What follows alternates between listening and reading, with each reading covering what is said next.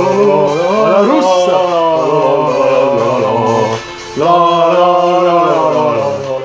Eh oui, on est en finale, non, on est en demi-finale. Incroyable, mon Dieu, qui l'eût cru. Demi-finale. On va peut-être couper la musique. Mais bon, franchement, on apprécie, on savoure que l'équipe de France se soit qualifiée en demi-finale face à l'Uruguay. Et bien tout de suite, le sommaire de cette émission, mon cher Oro. Je suis heureux de te retrouver. On en profite. Franchement, c'est durable. Hein. C'est durable parce que c'était pas prévu. On y va pour le sommaire. Et la compétition avançant, on a décidé de vous proposer un schéma un petit peu particulier pour ce JT de la Coupe du Monde, pour ces quarts de finale. Dans le premier point, on évoquera le niveau global du match et celui de l'Uruguay, l'adversaire des Bleus. Dans un deuxième point, on parlera de la performance d'Hugo Lloris, qui n'a pas eu grand-chose à faire au final, mais qui a sorti un arrêt déterminant. Dans un troisième point, on parlera d'Edinson Cavani. On en parlera, oui, certes, il n'était pas là. Mais justement, est-ce que cette absence a été préjudiciable aux Bleus ou est-ce qu'elle a aidé les Bleus? On penche plutôt pour la deuxième solution avec Roro. Dans un quatrième point, on parlera de Samuel Umtiti. Vous verrez pourquoi. Là, ce sera le coup de... pas de cœur, mais le coup de gueule de Roro. Et puis dans un dernier point, on parlera des changements ou pas de Didier Deschamps. Vous comprendrez pourquoi. Et c'est parti. Les Bleus sont qualifiés pour les demi-finales. Ah non, mais vas-y, tu peux y aller. Tu peux fêter, on en profite parce que bon, on sait, la France a besoin de ces moments de joie, de bonheur. On en a besoin, nous aussi, vous aussi. Vous avez profité de cette victoire 2-0 des Bleus. Je pense que tout le monde a vécu un match d'une intensité rare et avec une joie. La France a exulté. Exactement. D'ailleurs, je crois que un tremblement de terre s'est fait sentir un peu partout. Ouais, il y a eu partout. Sauf partout en fait. Ouais, et donc avec un but de Raphaël Varane en première période et cette ouverture du score magnifique, cette déviation de la tête sur un centre d'Antoine Griezmann. Et bien Antoine Griezmann qui est peut-être l'un des hommes du match avec ce but, cette frappe et cette boulette monumentale de notre ami gardien uruguayen. La France s'impose 2-0. Et on va commencer ce JT avec le premier des 5 points que nous allons aborder, mon cher Oro. Il s'agit du niveau de jeu des Bleus. Revenons sur ce magnifique jeu, Gloria. Ou cette absence de jeu, mais au-delà du jeu de l'équipe de France, j'ai envie de dire, c'est surtout le jeu global d'un quart de finale. Est-ce que à un moment, tu t'es dit que c'était un quart de finale de Coupe du Monde? Alors, on va être traité de rabat-joie, tu le sais. Ouais. Les amis, combien souvent sur les réseaux sociaux? On n'est pas forcément rabat-joie, mais on est heureux de la qualification des Bleus. Ça se voit pas, je sais, mais on est heureux. Non, vraiment. Un des plus beaux jours de ma vie. Bon, au niveau de l'intensité, du niveau de jeu, c'était pas trop ça. Mais tu verras que je te contredirai sur un petit point et que quand même, ce manque de jeu, ce manque de, disons, d'émotion qu'on n'a pas vécu justement dans le match, eh bien, je vais le faire jouer en notre faveur. Je vais les faire jouer en notre faveur. C'est compliqué. Hein, et on croirait pas comme ça, Lionel. C'est Jean-Claude Van Damme, tu vois, tu prends le jeu, tu prends le niveau, et tu fais le niveau de jeu. Mais si tu n'as pas le jeu, tu n'as pas le niveau, tu n'as pas le niveau de jeu. Mais quand tu n'as pas le niveau de jeu, parfois, ça veut dire qu'il y a du jeu. D'accord. Et il est où le ballon, là, du coup?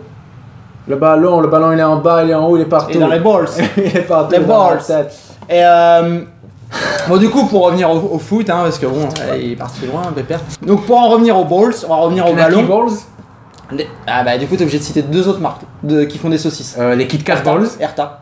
Non, les Kit Kat Balls. Mais non, ça reste que c'est des balls aussi quoi.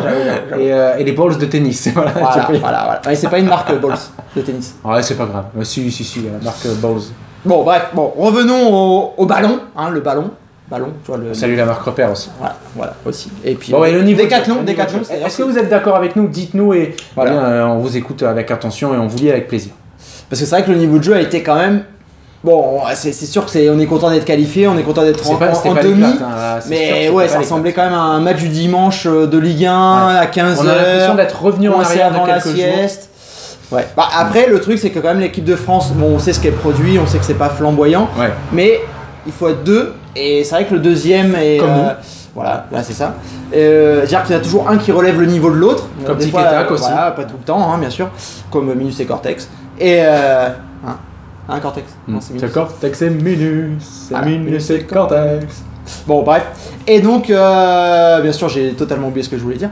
Mais du coup, il faut être deux pour jouer au foot. Et s'il y en a un qui refuse totalement le jeu, comme ce fut le cas de l'Uruguay, et ben ça devient quand même plus compliqué de produire un beau match. Et sachant que la France était quand même, au niveau des individualités, un peu au-dessus du lot, on va le dire. Quand même, faut pas totalement dénigrer notre équipe. On a quand même, sans forcer, on s'est imposé très facilement. il faut être deux, et là on n'a pas été deux, on a été un peu tout seul. Et justement, je voulais rebondir sur ce que tu disais et m'en servir à mon avantage. C'est vrai que moi j'ai envie de dire, il n'y a pas eu un niveau de jeu extraordinaire, mais justement, la France a réussi à s'imposer 2-0 dans un match où il y avait un fort enjeu. On a une équipe jeune qui pouvait malheureusement péter les plombs à tout moment, etc. avec les provocations des Uruguayens. On a réussi à gagner 2-0 sans vraiment livrer de jeu. Oui, des moments c'était un peu borderline au niveau du pétage de câble. On a vu que Pogba, il y a Dédé qui est allé le calmer. Mais quand même, je pense que c'est presque rassurant même qu'on ait gagné de cette manière. Tu vois, ça aurait été plus inquiétant, on va dire, si on avait gagné avec difficulté. Bon, c'est vrai qu'on n'a pas puisé dans nos forces, ni dans notre imagination, qui est plus ou moins. Alors, je suis d'accord avec toi, l'adversité, elle était inexistante, elle était nullissime même, j'ai envie de dire. Franchement, moi j'ai été très déçu du niveau du Uruguay, parce que si ce n'est à pas remettre des taquets à Pogba et à Mbappé, et aussi quelques-uns Hernandez. Mais, et tu as raison, mais il y a eu un tournant du match, et c'est le deuxième point de cette émission. Oh là, les enchaînements. C'est le deuxième point. Jingle. Mon Dieu. Et donc, le deuxième point pour notre formule un peu allégée du JT, qui est Hugo Lloris et son arrêt hallucinant comme la crème sur oui, voilà. Bonjour, et puis un petit big up à Isigny Sainte-Mère, sponsor du Stade Malherbe de Caen. Ça y est, il a placé sa référence, bravo. Et donc c'est l'arrêt incroyable à la 43e d'Hugo Lloris sur Stuary, et qui, pour toi, on peut dire, vas-y, tu peux le dire. Non, on peut dire que c'est, disons, il s'est tellement passé peu de choses dans ce match que c'est peut-être le tournant du match. Qu'on puisse dire. Voilà, c'est peut-être le tournant du match. Pourquoi ? Parce que la France mène 1-0. Elle marque un but aux alentours de la 40e minute. On se dit, il faut faire attention de ne pas du coup prendre 2 buts dans la foulée, comme on avait pris contre l'Argentine. Belle réflexion à la Didier Deschamps. Ouais, ne pas prendre de but avant la mi-temps, etc. Repartir. Et là, il y a cette tête de l'ami Stuary qui est magnifique, et cette détente exceptionnelle de Lloris. Et là, vraiment, mais sur le plan footballistique, c'est un arrêt exceptionnel d'Hugo Lloris. Ne me dites pas parce qu'il est grand, etc. La détente est magnifique, le timing est extraordinaire. Il a boxe vraiment d'une main ferme, donc il était dessus.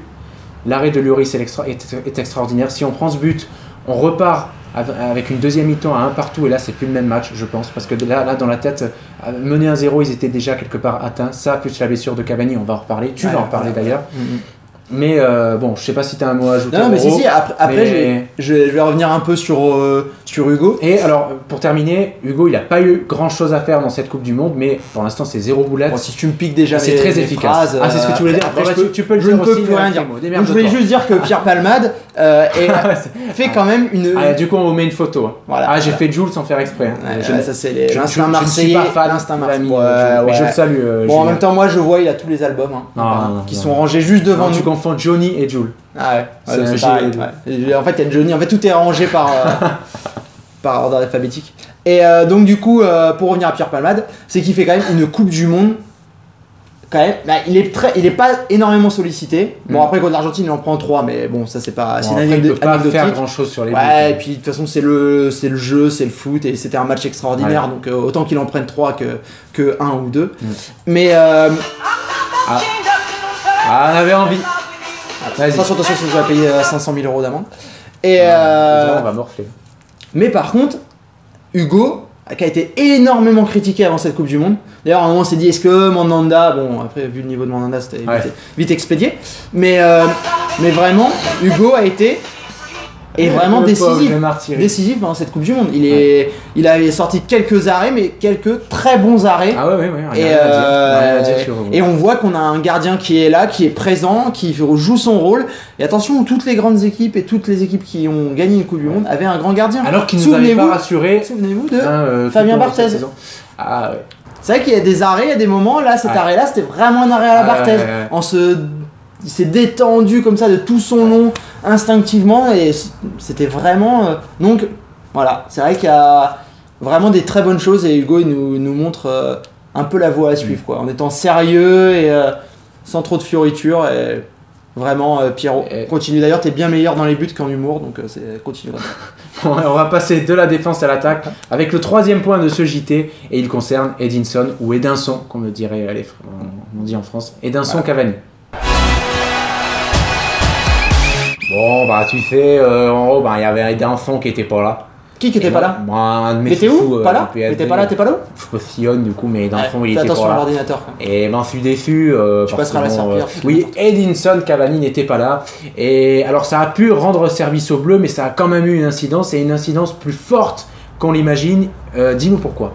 Bah je pense que il a manqué psychologiquement à l'ensemble de l'équipe. Alors il était quand même sur le banc touche pour apporter sa grinta, mais bon, c'est vrai que la grinta ne se diffuse pas telle une chanson de Vianney sur les ondes. Mais donc du coup je pense qu'il a vraiment manqué psychologiquement. Ouais. Et en fait le fait d'avoir une personne qui se batte autant sur le terrain aussi motive toute l'équipe. Et là, on a vu que Stuari, qui était son remplaçant, c'est ça, même s'il a fait une grosse saison en Espagne et il a quand même très peu pesé. Stuari qu'on surnomme Stuart Little. Allez savoir pourquoi. Chercher l'erreur aussi. Mais c'est vrai qu'il a peut-être manqué aussi un espèce de lieutenant comme ça qui booste et fait monter toute l'équipe. Alors toi tu parles plus de son impact et de sa présence, disons sur le psychologique, parce que là le problème c'est qu'au niveau du jeu de toute façon, est-ce qu'il aurait changé quelque chose? C'est ce que j'allais te demander. Je pense pas, parce que là le niveau était tellement affligeant. Enfin, l'Uruguay était, après c'est un tout petit pays. Ouais, on a vu beaucoup de personnes sur les réseaux sociaux par exemple qui disaient sans Cavani ça aurait pas été le même match, etc. Bon, Cavani peut pas être à l'origine de l'action, il peut pas être dans les buts en défense centrale, sachant qu'en plus vu le niveau du gardien. C'est surtout ça qu'on voulait vous faire comprendre, cet aspect psychologique que tu fait.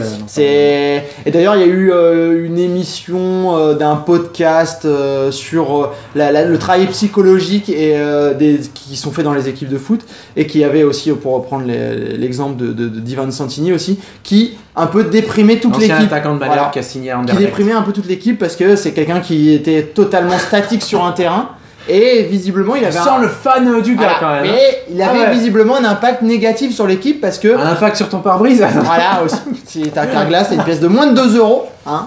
Mais du coup, qui avait un impact négatif sur toute l'équipe. Ouais. Et aussi le fait qu'une telle équipe soit privée d'un joueur aussi immense qu'est Cavani, parce que pour moi c'est un des meilleurs attaquants d'Europe et même sans doute au monde. Complètement d'accord. Et surtout qu'avec son envie, sa grinta comme on dit, qui est assez impressionnante, et ben je pense que ça a quand même mis un coup au moral à tout le monde, et on a vu qu'ils n'avaient pas le ressort pour rebondir, et il y a eu une espèce de peut-être une petite fracture, et voilà, il n'y avait peut-être pas eu le petit déclic qui aurait pu permettre aussi à l'Uruguay de revenir et de nous causer quelques soucis, parce qu'on a vu que vraiment là niveau soucis on n'a pas eu énormément, quoi, si ce n'est Umtiti bien sûr.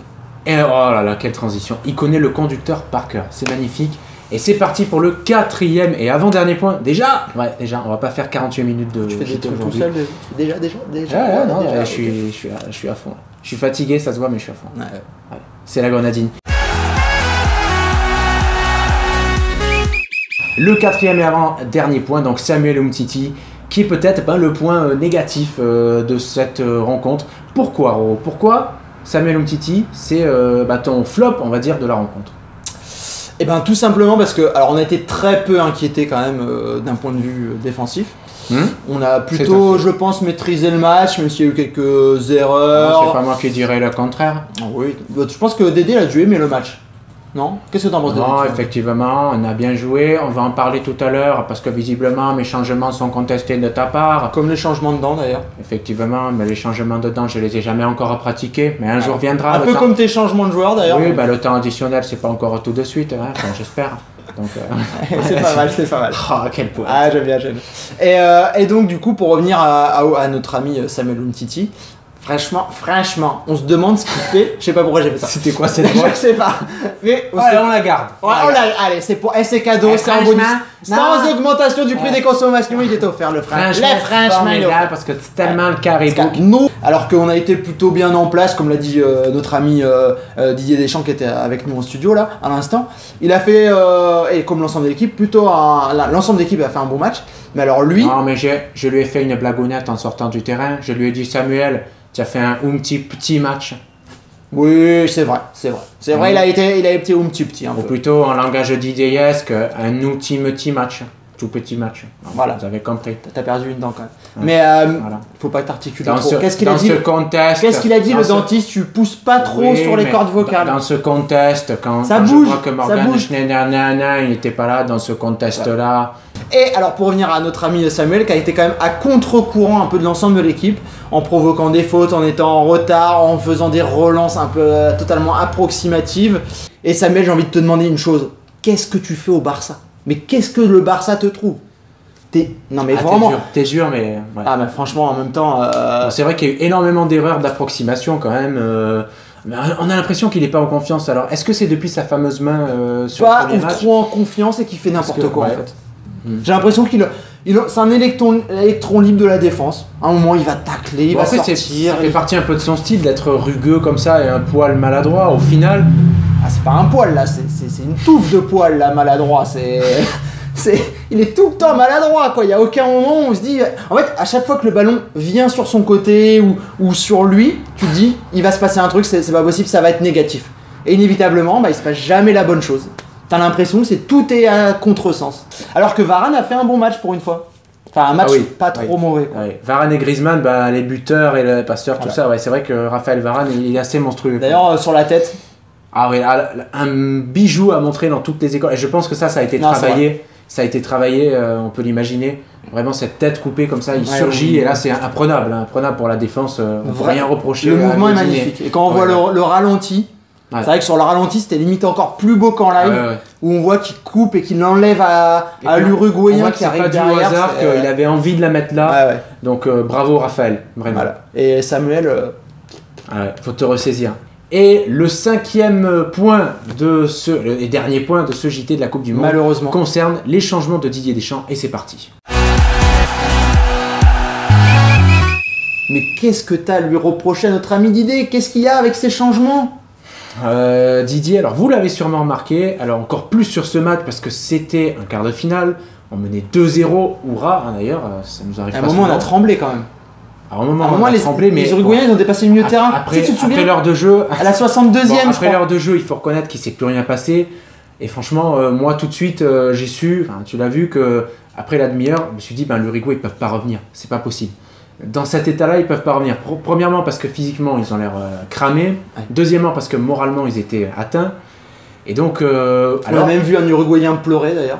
Et à partir de ce constat, on peut se demander si Didier Deschamps n'aurait pas dû remplacer des joueurs comme tu parlais notamment de Hernandez ou Mbappé qui a pris énormément de coups. Pogba qui était à la limite aussi de prendre le rouge, N'Golo Kanté aussi, t'as raison.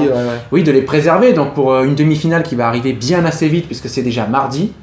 C'est vrai. Voilà. Et puis t'attends quoi mardi, t'attends qu'on ait encore un suspendu comme Matuidi et de pleurer ou un blessé alors que le match était quasiment bouclé. Enfin, en fait, on imagine là que Dédé s'est dit, même à la 84e, 85e, c'est le football, on sait jamais ce qui peut se passer, on peut se prendre un but sur un compte, sur une boulette comme l'ami Mustela d'ailleurs. Je le surnomme Mustela volontairement, le gardien. Moi j'aime bien le Mustela mais sur les tartines moi. Ah non, c'est Nutella, ce qu'on font toujours. Ah ouais. Bon, je pense que j'ai moi. C'est là, oui, donc à tout moment, pas à l'abri d'une erreur. À tout moment, l'Uruguay pouvait marquer un premier but et donc emballer le match dans les dernières minutes et se prendre le deuxième et les prolongations. Bon, pour ça, il aurait fallu qu'il dépasse le milieu de terrain, mais bon. Mais Dédé a peut-être eu cette appréhension et c'est la raison pour laquelle il n'a pas fait, on l'imagine, ces changements-là, mais on peut quand même le regretter. Là ça faisait vraiment le frileux de Ligue 1, l'entraîneur un peu, pas un Frédéric Hans, mais un Garand ou un Rudy Garcia, où on attend, et une fois que c'est bien consolidé, là on fait des changements un peu tout moisis qui servent à rien.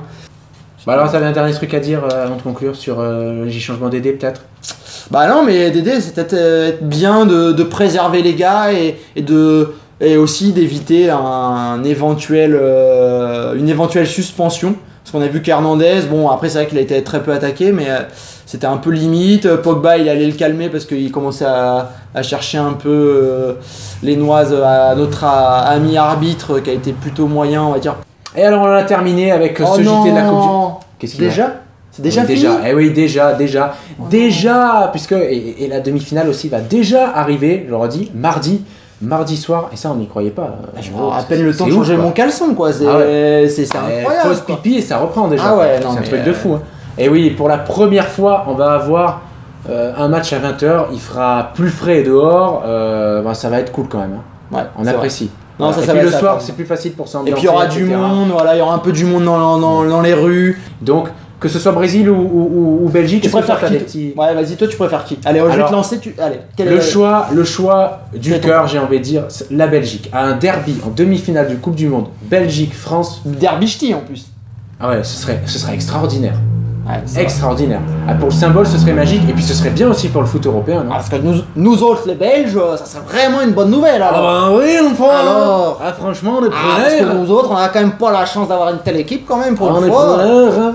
Ah, tu ressembles à Benoît Poulvord quand tu dis ça. Ah, quel hommage. Voilà, moi j'ai fait le Suisse. Hein, quel hommage, c'était beau. Mais alors, et toi? Moi plutôt Belgique. Ouais. Bah moi aussi, Belgique, franchement, voilà, c'est vraiment si la Belgique peut se venger, et puis la Belgique le mérite tellement parce qu'ils ont une génération vraiment assez incroyable quoi, à tous les niveaux, sur le banc même, c'est impressionnant. Et alors une dernière question pour conclure très rapidement, au niveau du jeu, est-ce qu'on aurait un match plus, on va dire, endiablé, les Diables Rouges? Oh là là là. Non, est-ce qu'on aurait un match davantage endiablé contre la Belgique ou contre le Brésil d'après toi? Moi je dirais la Belgique. Ouais. Parce que la Belgique a pas un jeu à fermer, enfin ne va pas fermer. D'ailleurs, on a pu le voir contre les Japonais au dernier match. Ils vont pas fermer le jeu. Donc ça peut vraiment finir sur un gros score comme on a pu le voir contre l'Argentine. La France avec ses individualités et aussi sa tactique de contre.